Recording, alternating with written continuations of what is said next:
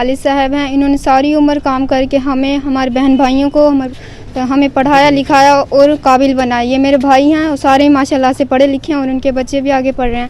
हमारी फैमिली पढ़ी लिखी है और मैं अपनी कामयाबी को अपने टीचर्स वालिदैन के नाम करना चाहती हूँ, जिन्होंने मुझ पर बहुत ज़्यादा मेहनत की है।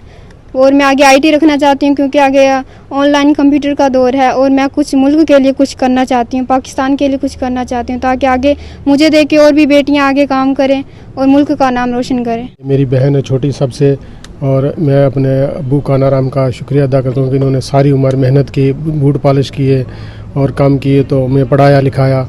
हमारी फैमिली में जितने भी बच्चे हैं सब पढ़े लिखे हैं और सब पढ़ रहे हैं। और ये हम सबसे छोटी बहन है जिसने बोर्ड में 2nd पोजीशन हासिल, 1100 नंबर लेके बोर्ड में 2nd पोजीशन हासिल, और पंजाब पूरे में हमारी अक़लियत मेघवाल बिरादरी से ये पहली बच्ची है जिसने फ़ख्र से सर बुलंद किया है मेघवाल बिरादरी का और तहसील सादकाबाद का, ज़िले रहीमियर खां का, जिसने 1100 नंबर लेकर हमारा दिल खुशी से बाग बाग किया है।